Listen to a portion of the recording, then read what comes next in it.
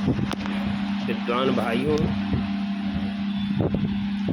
कूर्मा अवतार के विषय में देखिए, हमारे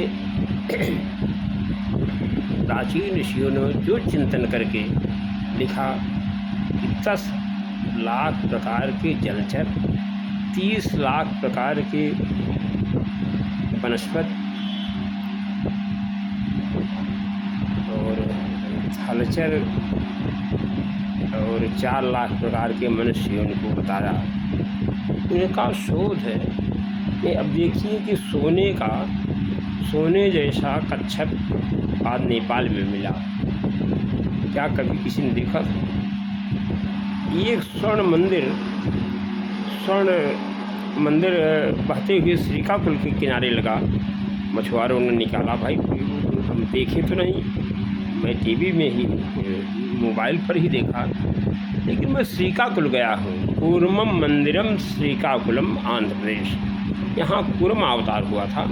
वहाँ से 1.5 किलोमीटर, मंदिर से 1.5 किलोमीटर और चले जाए तो जो समुद्र का मंथन हुआ था वो मैंने देखा जा करके।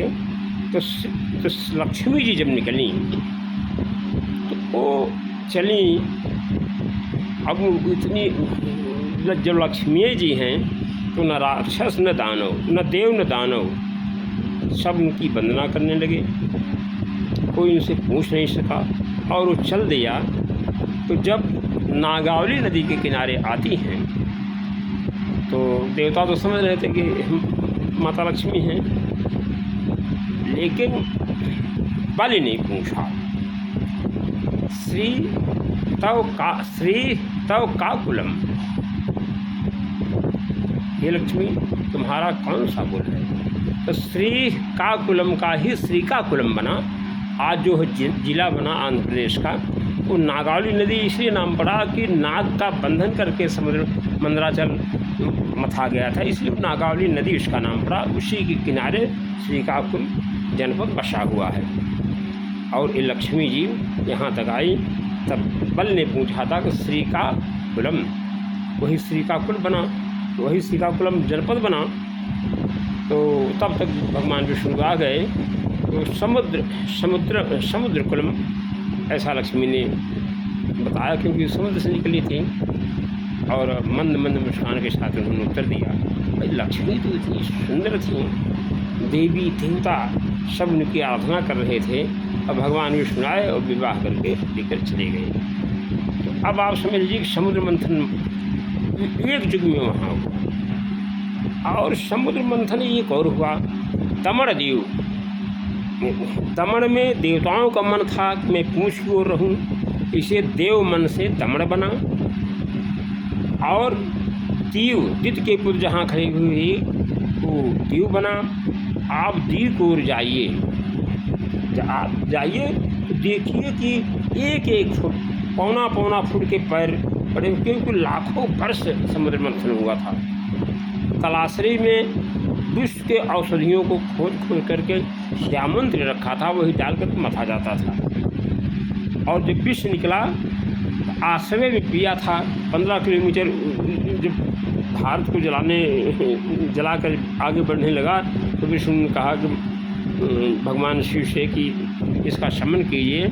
नारायणाय नमः, केशवाय नमः, माधवाय नमः। वहाँ एक कुंड है आश्रय में, आचमनी करके विष पी गए। वो स्थान आश्रय है, आप जाकर देख सकते हैं। और खंभात, जहाँ खंभ गिरा, यानी सुमेर के पूर्व साइड में मंदराचल था, वहाँ से लेकर देवता और दानव चलते हैं तो मुक्तसर जिला जहाँ छोड़ दिया, वो मुक्तसर जिला पंजाब है, राजस्थान, हाँ पंजाब में है। वहाँ ठीक है, कुछ राक्षस दबे, कुछ देवता दबे। तब भगवान विष्णु आए, गरुड़ पर रख करके लाए। अब खंभपात, जहाँ खंभात यानी गुजरात में जहाँ समुद्र टेढ़ा हो करके मिलता है, जहाँ साबरमती ही नदी है वहाँ, और नर्मदा और माही नदी का वहाँ संगम है उस क्षेत्र में।